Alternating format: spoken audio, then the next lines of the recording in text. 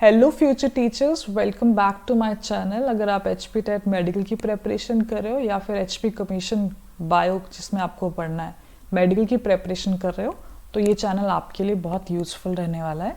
सो मैंने इस चैनल पे पहले जो है एक टॉपिक जो है कंटिन्यू किया था बायोलॉजिकल क्लासिफिकेशन। आज उसका जो है सेकेंड पार्ट जो है उसको कंटिन्यू करते हैं।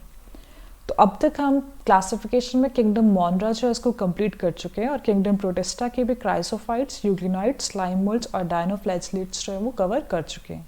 आज हमने प्रोटोजोन से स्टार्ट करना है। सो प्रोटोजोन्स जो हैं वो अगेन 4 टाइप के होते हैं, अमीबॉइड, फ्लैजेलेटेड और सिलिएटेड, देन स्पोरोजोन्स। अमीबॉइड में सबसे फेमस एग्जाम्पल जो आप लोग बचपन से पढ़ते आते हो, बहुत 6-7 से स्टार्ट हो जाते हैं, वो है आपका अमीबा। अमीबा जो है इसका करेक्टर अगर आपको पता हो तो ये फ्रेश वाटर में रह सकते हैं। तो जो अमीबॉइड प्रोटोजोन्स होते हैं वो फ्रेश वाटर में भी आपको देखने को मिलते हैं, सी में भी आपको देखने को मिलते हैं, प्लस मॉइस्ट सॉइल में भी आपको देखने को मिल जाते हैं। अमीबा है तो अमीबा को जैसे हम याद करते हैं तो सीडोपोडिया तो अपने आप ही हमें याद आ जाता है। तो अमीबा के अंदर क्या प्रेजेंट होते हैं? सीडोपोडियाज प्रेजेंट होते हैं।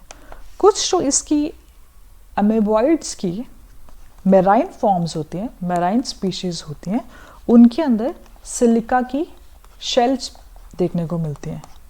तो अमीबा के अंदर हमें सिलिका शेल भी देखने को मिलती हैं, उनमें जो मेराइन जगह पे प्रेजेंट होते हैं। और इसका एक बहुत अच्छा एग्जाम्पल है आपका, अगर हम बोले पैरासाइट कौन है इसका, तो एंट अमीबा जो होता है एक काफ़ी फेमस जो है पैरासाइट है अमीबॉइड में। अगर आप देखोगे तो जो एंट अमीबा है ये क्या करता है? डायसेंट्री करता है। कौन सी डिजीज़ करता है? क्या करता है? डायसेंट्री करता है। एंट अमीबा हिस्टोलिटिका पूरा नाम होता है इसका। तो एंट अमीबा हिस्टोलिटिका क्या करता है? डायसेंट्री करता है। नेक्स्ट हमारे पास आते हैं फ्लैजेलेटेड। तो फ्लैजेलेटेड जो है ये फ्री लिविंग भी हो सकते हैं, ये फ्री लिविंग भी हो सकते हैं और पैरासिटिक भी हो सकते हैं। अब नाम से समझ आ रहा है फ्लैजेलेटेड, तो इनके पास जो है फ्लैजिला, ये देखो फ्लैजिला ये प्रेजेंट होता है। एग्जाम्पल में इसके हमारे पास आ जाते हैं ट्राइपेनोसोमा और ट्राइकोमोनास। ठीक है, ट्राइपेनोसोमा गैम्बियंस जिसको बोलते हैं। तो ट्राइपेनोसोमा एक और बात के लिए आपको याद रखना चाहिए कि ट्राइपेनोसोमा से स्लीपिंग सिकनेस जो है वो होती है। ठीक है, तो ये भी क्वेश्चन आता है कि स्लीपिंग सिकनेस कौन कॉज करता है, तो वो ट्राइपेनोसोमा जो है उसको कॉज करता है। देन आप सिलिएटेड आते हैं। तो सिलिएटेड जो है ये मोस्टली एक्वेटिक होते हैं। और जब इनकी बात आती है अपना फूड स्टोरेज की, तो ये फूड स्टोरेज जो है वो गलेट में करते हैं। गलेट क्या है? एक कैविटी सी बना लेते हैं और उसके अंदर क्या है? अपना फूड जो है उसको स्टोर करते हैं। और ये सब स्टोर कैसे करते हैं? जो इनकी बॉडी के ऊपर छोटे छोटे सीलिया बने होते हैं, तो सीलिया की हेल्प से ये क्या करते हैं? गलेट में अपना फूड जो है उसको स्टोर करते हैं। और यहाँ पे 2 टाइप के न्यूक्लियाई जो हमें देखने को मिलते हैं, एक बड़ा न्यूक्लियाई होता है और एक छोटा न्यूक्लियाई होता है। माइक्रो और मैक्रो जो यहाँ पे न्यूक्लियाई हमें देखने को मिलते हैं। एग्जाम्पल जो है फिगर जो बनी है किसकी बनी है? पैरामीशियम। तो इसका एग्जाम्पल है हमारे पास पैरामीशियम। लास्ट हमारे पास है स्पोरोजोन्स। तो स्पोरोजोन्स जो है ये भी एक इन्फेक्शियस स्पोर्स हैं, किसके? प्लाज्मोडियम में हमें देखने को ये मिलते हैं। अब जो है प्लाज्मोडियम मलेरिया वाले की बात कर रहे हैं। कल हमने जो प्लाज्मोडियम देखा था वो हमने स्लाइम मोल्ड में देखा। पुरानी वीडियो अगर आपने देखी हो तो आपको पता है कल हमने प्लाज्मोडियम देखा था फेवरेबल कंडीशन वाले स्पोर्स वाला जो था, है ना। तो आज जो प्लाज्मोडियम है ये मलेरिया वाला प्लाज्मोडियम की ही बात कर रहे हैं। तो ये इन्फेक्शियस स्पोर होता है, आपकी मलेरियस लाइफ साइकिल में आपको देखने को मिलता है। नेक्स्ट है आपके पास किंगडम फंजाई। सो फंजाई जो है ये मल्टी सेलुलर होते हैं, यूकैरियोट होते हैं। सो ये मल्टी सेलुलर यूकैरियोट है, ये चीज़ें याद रखने वाली है। प्रोटिस्टा और मोनरा में भी देख लेना, याद रखना और आगे भी इसको याद रखना। सो जो आपके फंजाई हैं वो हार्मफुल भी हो सकते हैं और बेनिफिशियल भी हो सकते हैं। हार्मफुल में जैसे आप रस्ट बना रहे हैं, वो स्मट कर दे रहे हैं, जैसे आपने पक्सिनिया का केस देखा है और यूस्टेलागोस का एग्जाम्पल है। और बेनिफिशियल में आपके पेनिसिलियम आ जाएंगे, पेनिसिलियम जिसमें एंटीबायोटिक्स बनाने में हेल्पफुल रहता है, या ईस्ट जो है, ये जो आपके एग्जाम्पल बेनिफिशियल के आ जाएंगे। यहाँ आपको कुछ एग्जाम्पल मैंने बनाए भी है, जैसे ब्रेड का मोल्ड होता है, जो आपने देखी होगी 4-5 दिन अगर ब्रेड रख ही रह जाए तो उसके ऊपर जो है मॉल्टिंग जो आना शुरू हो जाती है। या मशरूम, या फिर ये आपका टोड स्टूल। टोड स्टूल देखने में इतना अच्छा लगा ना, सुंदर सा रेड रेड सा, बट ये जो होता है वो काफ़ी टॉक्सिक होता है, पॉइजनस होता है, खाना नहीं चाहिए ये वाला। ओके, नेक्स्ट हमारे पास जो है हम देखेंगे जो फंजाई है इसकी सेल वॉल कैसी बनी होती है, इसके सेल वॉल में क्या खास बात है, सबसे अलग क्या है। तो यहाँ पे काइटिन प्रेजेंट होता है, तो ये इम्पॉर्टेंट है टैट के लिए कि जो फंजाई है उसकी सेल वॉल के अंदर काइटिन प्रेजेंट होता है। देन हमारे पास हमें देखना है, अगर आप फंजाई को देखें तो उसके अंदर ऐसे थ्रेड लाइक स्ट्रक्चर प्रेजेंट होते हैं, ठीक है। उसको और जूम आउट जब हम करेंगे तो फिर ये स्ट्रक्चर आ जाता है। तो हाइफे एक्चुअल में क्या है, लॉन्ग स्लेंड्रिकल थ्रेड लाइक स्ट्रक्चर है, ओके। और जब बहुत सारे हाइफे मिलके एक नेटवर्क बना दें तो उसको हम माइसीलियम बोल देते हैं। तो माइसीलियम क्या है, एक्चुअल में हाइफे का एक नेटवर्क है। देन हम देखेंगे हाइफे जो है वो अगेन 2 टाइप के होते हैं। एक तो होते हैं कॉर्नोसाइटिक हाइफे, कल जो हमने पढ़ा था, जो पुरानी वीडियो में देखा था, कॉर्नोसाइटिक प्लाज्मोडियम देखा था, वैसे ही यहाँ पे आपके कॉर्नोसाइटिक हाइफे प्रेजेंट है। इसका मतलब क्या है, ये जो आपका हाइफा है, इस हाइफे के अंदर जो है वो मल्टी न्यूक्लियर, बहुत ज़्यादा छोटे छोटे न्यूक्लियर जो हमें देखने को मिल रहे हैं इसके साइटोप्लाज्म के अंदर। तो ये आपका कॉर्नोसाइटिक हाइफे है। अब कुछ हाइफे ऐसे होते हैं जिनके बीच में जो क्रॉस वॉल्स या फिर सेप्टेट प्रेजेंट होते हैं, वो एक अलग से, आप देखो ये देखो, सो ये क्या बीच बीच में क्या है, इनके क्रॉस वॉल्स प्रेजेंट है। तो इनको इस जो ऐसे दिखते हैं हाइफे, इनको हम सेप्टेट हाइफे बोल देते हैं। तो 2 टाइप के हाइफे वगैरह पास, सेप्टेट हाइफे और कॉर्नोसाइटिक हाइफे। देन हम देखेंगे इसका मोड ऑफ न्यूट्रिशन क्या है, सैप्रोफाइटिक है, पैरासिटिक है, सिम्बायोटिक है। सैप्रोफाइटिक का मतलब क्या होता है कि ये ग्रो करते हैं डेड और डिके मटेरियल के ऊपर। पैरासिटिक हो गया इसका, पैरासिटिक का मतलब क्या है, ये कहाँ रहते हैं, या तो ये लिविंग ऑर्गेनिजम्स के अंदर रहते हैं या उनके ऊपर रहते हैं, पैरासाइट्स ऐसे ही होते हैं ना। और फिर लास्ट है आपका सिम्बायोटिक। सिम्बायोटिक का एग्जाम्पल देखा जाए, लाइकन, और लाइकन किसके बीच में होता है, फंजाई प्लस एल्गी के बीच में, ठीक है। सो लाइकन, ऐसा भी एक क्वेश्चन था कि लाइकन में फंजाई के साथ किसका एसोसिएशन है, तो आपको याद रखना है किसका एसोसिएशन है, एल्गी का एसोसिएशन है। एक और बात पूछ लेते हैं कि इन दोनों में से, फंगस या एल्गी में से कौन माइकोबायोन्ट है, कौन फाइकोबायोन्ट है। अब ये क्या आ गया, माइकोबायोन्ट और फाइकोबायोन्ट क्या है। माइकोबायोन्ट का मतलब होता है इन दोनों ऑर्गेनिज्म में कौन सा वाला ऑर्गेनिज्म जो ज़्यादा डोमिनेंट है। ज़्यादा डोमिनेंट का मतलब होता है कि किसके अंदर सेक्सुअल फेज हो रहा है, उसकी लाइफ साइकिल में सेक्सुअल फेज हो रहा है। तो यहाँ पे जो फंगस है वो माइकोबायोन्ट है और जो एल्गी है वो फाइकोबायोन्ट है, ओके। इसको याद आप ऐसे भी रखते थे, रेडियो ना था FM रेडियो, तो ऐसे याद रखते हैं, F से फंगस, M से माइकोबायोन्ट, तो ये याद रखना ईजी रहता है। फाइकोबायोन्ट और माइकोबायोन्ट, ये आपको याद रखना चाहिए। देन हमारे पास आता है एक और एग्जाम्पल, एक लाइकन हो गया, एक और हमारे पास माइकोरहिजा।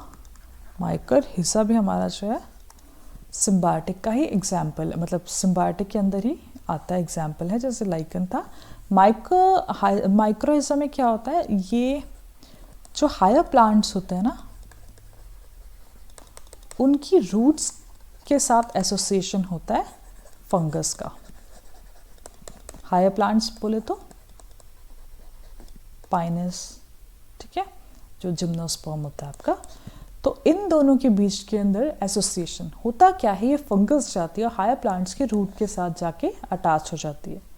अब जो फंगस है उसका काम क्या होता है? फंगस क्या करता है? रूट्स को मिनरल और वाटर प्रोवाइड करता है, और ये हायर प्लांट क्या करता है? ये ग्लूकोज बना के फंगस को दे देता है। तो आपस में क्या करें? एक एसोसिएशन हो रहा है, फंगस ने मिनरल और वाटर दिया और हायर प्लांट ने ग्लूकोज बना के उसको वापस कर दिया। ठीक है, तो ये चीज़ें जो आपको याद होनी चाहिए यहाँ पे। फिर हमारे पास है मोड ऑफ रिप्रोडक्शन। ये आपको आज सच स्लाइड जो अच्छे से याद रखनी है। एक तो वेजिटेटिव है, फ्रेगमेंटेशन, फ्यूजन, बर्डिंग। ए सेक्शन में आपका आता है कोनिडिया, स्पोरेंजियोस्पोर, ज़ूस्पोर। सेक्शन में आपके आते हैं oospores, ascospore, basidiospores। तो ये स्पोर्स जो हैं आपको पता नहीं सेक्शुअल वाले हैं, और ये जो है ए सेक्शुअल वाले। तो ये नाम जो है आपको अच्छे से याद हो जाने चाहिए। ओके, देन यहाँ पास सेक्शुअल रिप्रोडक्शन वाले को हम थोड़ा सा अच्छे से देखेंगे। तो यहाँ पे सेक्शुअल रिप्रोडक्शन में 3 फेजेस होते हैं, 3 स्टेप्स होते हैं। एक प्लाज्मोगैमी, कैरियोगैमी और दूसरा मेयोसिस।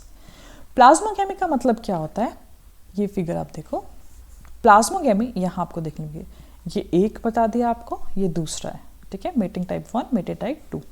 तो ये जो है आपस में जाके, ये देखो यहाँ पे इनकी मेटिंग हो गई। मतलब क्या है? यहाँ प्लाज्मोगैमी का मतलब ही क्या हुआ? प्लाज्मोगैमी का मतलब है कि फ्यूजन हो जाना आपकी साइटोप्लाज्म का। तो ये जो आपका साइटोप्लाज्म है, ये आपस में दोनों मिल गए, तो ये क्या हुई? प्लाज्मोगैमी हुई। तो एक स्टेप होता है प्लाज्मोगैमी का। देन हमारे पास क्या हुआ? प्लाज्मोगैमी के बाद हमारे पास कैरियोगैमी होता है। कैरियोगैमी का मतलब क्या होता है? जो इसके अंदर जो न्यूक्लियस हैं उनकी आपस में फ्यूजन हो गया। ओके, तो वो होता है आपका कैरियोगैमी। जैसे आप यहाँ देखो, ये न्यूक्लियस है, इन दोनों के न्यूक्लियस का आपस में फ्यूजन हो गया, तो ये क्या हो गई? कैरियोगैमी हो गई। तो यहाँ पे कैरियोगैमी होती है। और देन थर्ड स्टेप जो होता है वो मेयोसिस का होता है।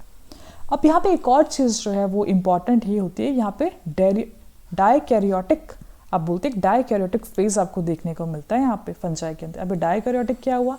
डाइकैरियोटिक का मतलब क्या है कि अगर यहाँ इसको देखा जाए, ये देखो है क्या कि एक के अंदर 2 सेल जब आ जाते हैं तो उसको हम क्या बोल देते हैं? वो डाइकैरियोटिक कंडीशन है। 2 सेलों के मतलब n+n वाली स्टेज।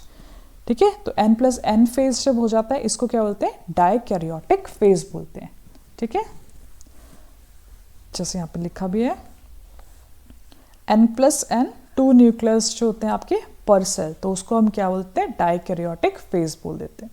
और ये फेज में जब आगे टाइप देखोगे सिर्फ 2 में देखने को मिलता है, एस्कोमाइसाइट्स आपकी जो टाइप है फंजाई उसमें, और बेसिडोमाइसाइट्स में देखने को मिलता है।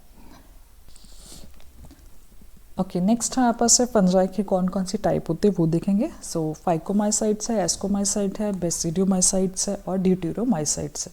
हमें ये 1 बाय 1 जो है इनके जो कैरेक्टर्स हैं, इंपॉर्टेंट कैरेक्टर्स हैं, हम उनको देखने वाले हैं। सो सबसे पहले हम देखेंगे फाइकोमाइसाइट्स। जो फाइकोमाइसाइट्स जो है इनको एल्गल फंजाई भी बोल दिया जाता है,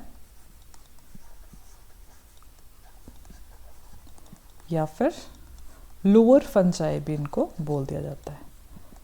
ओके, या फिर एक और साइंटिफिक इसका नाम है जाइकोमाइसाइट्स भी बोल दिया जाता है। याद इसको कैसे रखेंगे इनके एग्जाम्पल्स को? राम ट्रिक्स से। आर से जो है वो राइजोपस हो जाता है, ए से जो है एल्ब्यूगो हो जाता है, और एम से जो है वो म्यूकस हो जाता है। तो ये हमें क्योंकि एग्जाम्पल्स भी बहुत हमें अच्छे से याद होने चाहिए। एक और चीज़ जो है पता चाहिए, इसका करेक्टर जो है बहुत इंपॉर्टेंट करेक्टर ये है कि इसके जो सेप्टेट है ये ए सेप्टेट होता है। मतलब इसके हाइफे जो हैं वो कैसे हैं? ए सेप्टेट है। मतलब कोई भी, जैसे हम वो पार्टीशन देखे थे, वो पार्टीशन यहाँ पे नहीं है। पार्टीशन नहीं है तो इसका मतलब क्या हुआ? जो न्यूक्लियस है वो भी ऐसे मल्टी न्यूक्लियस हैं वो फैले हुए होंगे। जैसे कोएनोसाइटिक इसका हाइफे है, तो यहाँ पे ए सेप्टेट हाइफे भी और कोएनोसाइटिक हाइफे भी यहाँ पे देखने को हमें मिल रहे हैं। एक और चीज़ जो हमें बताना चाहिए, इसका रिप्रोडक्शन की बात करते हैं। तो यहाँ पे जो है ए सेक्शुअल रिप्रोडक्शन देखने को मिलता है, सेक्शुअल रिप्रोडक्शन देखने को मिलता है। अगर बात करते हैं ए सेक्शुअल की, तो ए सेक्शुअल जो है वो स्पोर्स यहाँ पे प्रेजेंट होते हैं। 2 टाइप के स्पोर्स हमें देखने को मिलेंगे। एक हमारे पास ज़ूस्पोर है और दूसरा हमारे पास एप्लानोस्पोर्स प्रेजेंट है। ज़ूस्पोर्स जो होते हैं वो मोटाइल होते हैं, और एप्लानोस्पोर्स जो हैं वो नॉन मोटाइल स्पोर्स प्रेजेंट होते हैं। एप्लानोस्पोर्स जो है ये एंडोजीनियसली डेवलप होते हैं। एंडोजीनियसली मतलब ऐसे बॉडी कैविटी, उसके अंदर ही, किसी बॉडी कैविटी के अंदर ही ये स्पोर्स जो हैं वो डेवलप होंगे। तो ये कैसे हैं? एंडोजीनियसली डेवलप है। ये तो बात होगी इसके एसेक्सुअल रिप्रोडक्शन की। अब बात करते हैं इसके सेक्सुअल रिप्रोडक्शन की। तो आप ये वाला फिगर देखना। अब यहाँ पे मैंने आपको पहले बताया था कि स्टेजेस होती हैं, तो यहाँ पे वही चीज़ आपको देखने को मिलेगी। तो यहाँ क्या है, सबसे पहले क्या हो रही है, ये दोनों आपस में, देखो ये फर्स्ट स्टेप जो है वो प्लाज्मोगैमी का है कि आपस में इसकी फ्यूजन हो गई, है ना, ये देखो। फिर क्या हुआ, कैरियोगैमी। कैरियोगैमी मतलब क्या हुआ, जो अंदर के इसके जो भी न्यूक्लियस थे उनकी फ्यूजन हो गई। देन उसके बाद क्या है, मियोसिस है। मियोसिस के बाद मैंने क्या बोला था कि इसके अंदर स्पोर्स बनेंगे। स्पोर्स किसी के अंदर बनेंगे, जैसे ये बॉडी कैविटी इसके अंदर बने, यहाँ पे स्पोर बने, तो ये एंडोजीनियसली डेवलप है। तो यही आपको बताया कि इसके जो स्पोर्स हैं वो क्या है, एंडोजीनियसली डेवलप हैं। देन ये निकल गए, बन गए पूरे के पूरे स्पोर्स। ओके, सो इतनी बात आपको होपफुली पता चल गई होगी। देन हमें एस्कोमाइसाइट्स देखना है। तो एस्कोमाइसाइट्स जो हैं इनको हम बोल देते हैं सैक फंजाई। ये क्या होते हैं, सैक फंजाई होते हैं। इसके एग्जाम्पल आपके पास है, एस्परजिलस है, ठीक है, क्लैविसैप है, ईस्ट है, पेंसिलियम है, मोराल है, बोफेल्स है, न्यूरोस्पोरा है। और न्यूरोस्पोरा तो आपका बहुत इंपॉर्टेंट है। न्यूरोस्पोरा किस लिए काम आता है, बायोकेमिकल और जेनेटिक जो आपके वर्क होते हैं ना, उन सब में न्यूरोस्पोरा जो है वो हेल्पफुल रहता है, काफ़ी काम आता है। ओके, सो आपको इसको याद करने का एक ट्रिक भी है। इसमें सैक्रोमाइसिस नाम लिखूंगे मैं ईस्ट का, तो आता है स्कैन। एस से सैक्रोमाइसिस, सी से क्लैविसेप्स, ए से एस्परजिलस, एन से न्यूरोस्पोरा। और स्कैन प्लीज बोल देते हैं, है ना, या फिर आप ऐसे लिख लो स्कैन पीएम सर, इसको छोटा, ठीक है। तो ये याद करने के लिए स्कैन करो पीएम, प्राइम मिनिस्टर होता है ना पीएम, तो ऐसा होता है स्कैन कर लो पीएम सर। तो ऐसे क्या आपको ये याद हो जाएगा। नाम तो आपको याद रखने पड़ेंगे, बट कौन कौन से होते हैं वो ऐसे इसी ट्रिक से आप याद कर सकते हो, स्कैन पीएम सर। अच्छा, अब इसमें आपको देखना है इसका इंपॉर्टेंट फीचर क्या है। इसका करेक्टरिस्टिक फीचर जो होता है वो ये है कि इसके हाइफे कैसे हैं, इसके हाइफे जो हैं वो ब्रांच्ड होते हैं और सेप्टेट है। अब यहाँ पे सेप्टेट हैं। अगर हम बात करें इसके एसेक्सुअल रिप्रोडक्शन की, तो यहाँ भी आपको क्या है, कोनिडिया देखने को मिलेंगे। और जो वो कोनिडिया होते हैं वो कैसे, एक्सोजीनियसली। पहले किसी कैविटी के अंदर था, किसी बॉडी के अंदर थे, पर कोनिडिया जो है वो बाहर ही होते हैं। आपको आप एसेक्सुअल वाला देखो, यहाँ पे देखो, ये दिखाया है आपको, है ना, देखो ये ऊपर ड्रॉ हो गया ना, ऊपर बन गए ये छोटे छोटे, ये सारे कोनिडिया, ये कोनिडिया है। ओके, सो ये एसेक्सुअल। तो एसेक्सुअल कैसे होता है, कोनिडिया के हेल्प से। और कोनिडिया क्या है, एक्सो है, ऊपर है, इसके ऊपर तो कोई ऐसा कोई कैविटी नहीं है, कोई बॉडी नहीं है, तो ये कैसे हैं, एक्सोजीनियस है। और सेक्सुअल की बात की जाए तो इसमें भी सेम प्लाज्मोगैमी भी हो रही है, ठीक है। यहाँ पे आपको मियोसिस भी, कैरियोगैमी सब देखने को, पर यहाँ इंपॉर्टेंट चीज़ क्या है, यहाँ पे डाइकैरियोटिक आपको स्टेज है। अगर मैं आपको अभी याद होगा, मैंने आपको बताया डाइकैरियोटिक कौन से है, जिसके अंदर 2 न्यूक्लियस है, N+N। तो जो आपका एस्कोमाइसाइट्स है, इसमें सबसे लॉन्गेस्ट फेज होता है डाइकैरियोटिक फेज जो होता है। तो आपको ये इंपॉर्टेंट फीचर आपको पता ना चाहिए कि लॉन्गेस्ट फेज जो था वो कौन सा होता है, डाइकैरियन फेज होता है। किसके अंदर है, एस्कोमाइसाइट्स के अंदर। तो ये भी आपको पता ना चाहिए। और इसमें जब आपका जो मियोसिस होने लगता है, जो इसमें अब इसमें जो है सेक्सुअल रिप्रोडक्शन में आप जब देखते हो, जब आपकी मियोसिस होती है, हैप्लॉइड सेल जो ये बन गया, अब इसमें एस्कोकार्प बन गया पूरा का पूरा। इस एस्कोकार्प के अंदर छोटे छोटे एसएनआई बनते हैं, अब वो अंदर बन रहे हैं, तो ये कैसे होगा, एंडोजीनियसली बने हैं। तो जब आप एसेक्सुअल की बात करते हो तो कॉर्निडियोस्पोर्स जो है वो एक्सो है, एक्सोजीनियसली बने हैं। पर जब आप बात करें सेक्सुअल रिप्रोडक्शन की, तो वो एंडोजीनियसली बने हैं। जो एंडोजीनियसली बने एसएनआई, एसएनआई जैसे एसएनआई क्या है, कुछ नहीं, एसएनआई भी इसके स्पोर्स ही हैं, स्पोर्स का नाम दे दिया, वहाँ कोनिडिया दे दिया, यहाँ पे एसएनआई दे दिया। तो ये वाले जो हैं, जो सेक्सुअल रिप्रोडक्शन वाले हैं, वो बने होंगे अंदर एंडोजीनियसली, और एसेक्सुअल वाले जो है वो एक्सोजीनियसली बने होंगे। देन आपके पास आता है बेसिडियोमाइसाइट्स। ये जो है इसको हम बोल देते हैं क्लब फंजाई,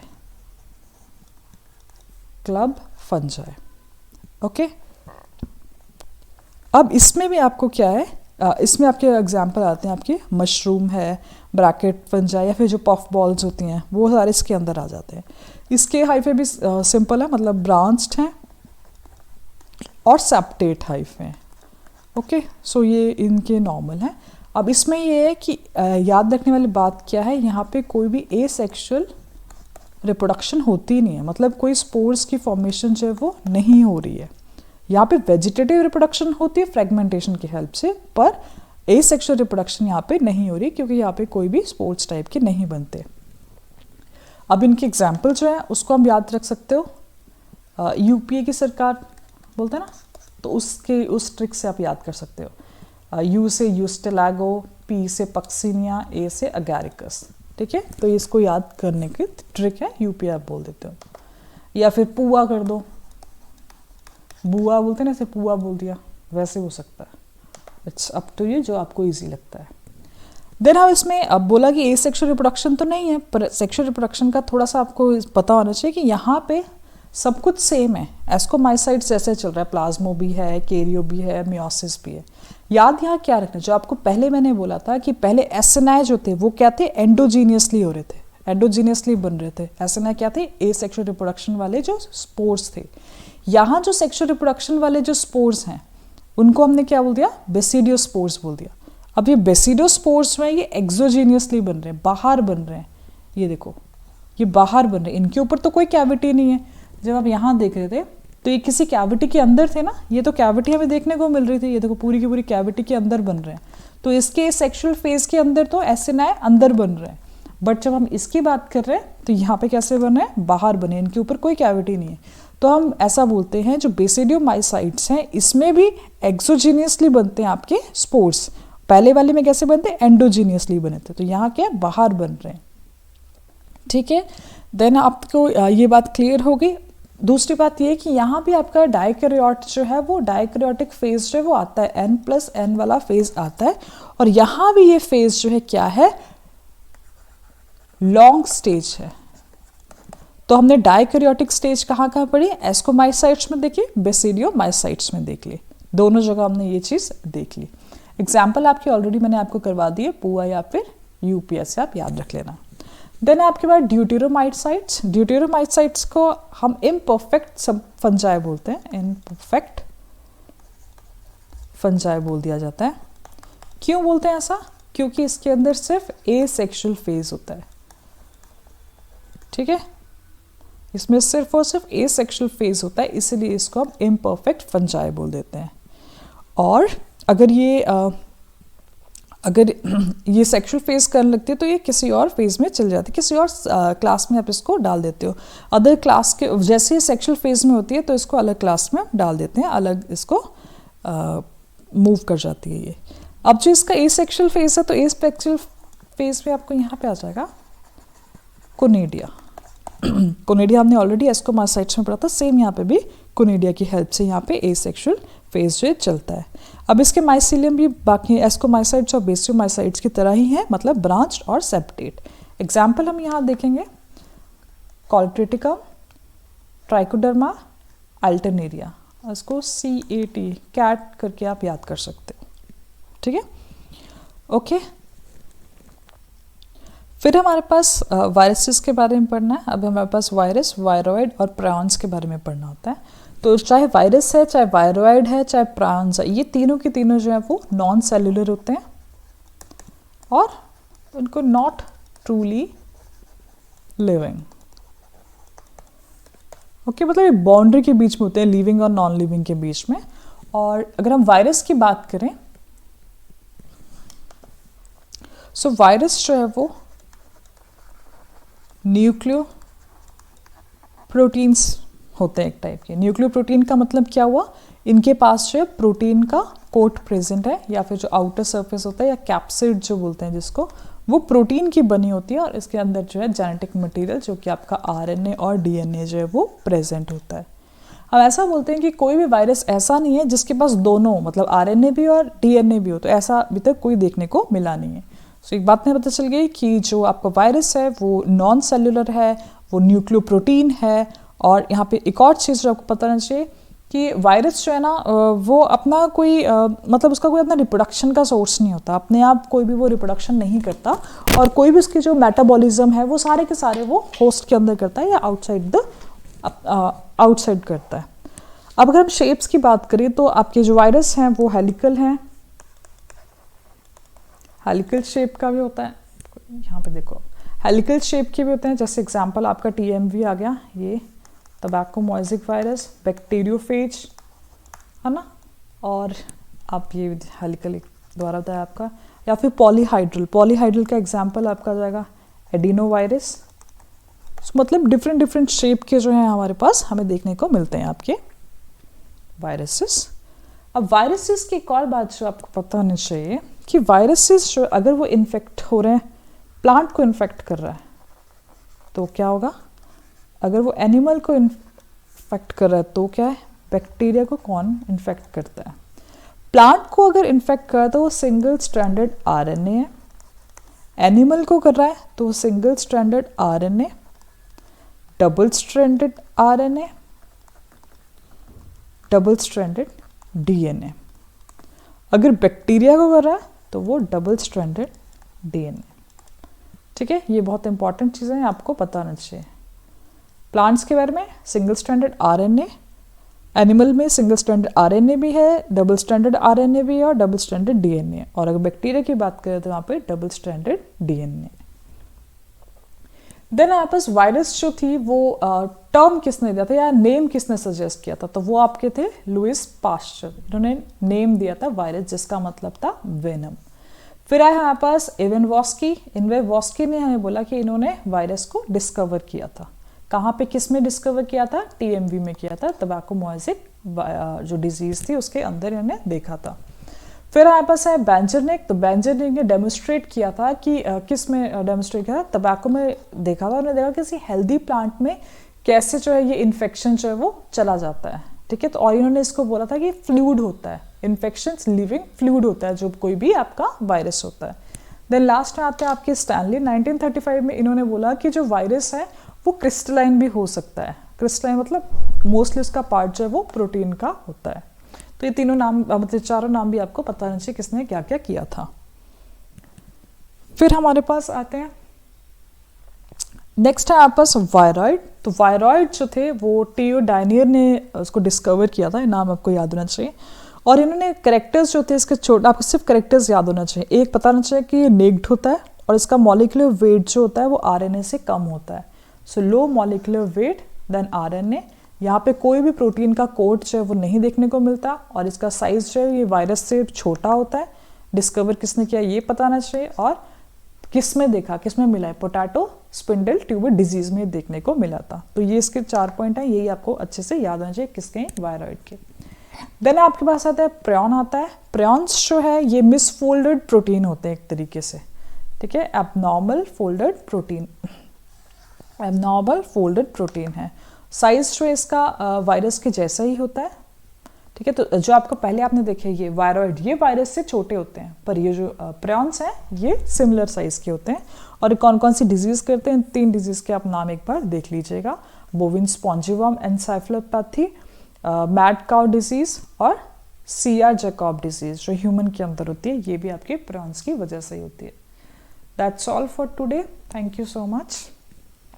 होपफुल आपको पसंद आई हो वीडियो, पसंद आई तो प्लीज़ सब्सक्राइब करो और लाइक करो, और कोई क्वेरी हो तो कमेंट सेक्शन में उसको डाल देना। Thank you.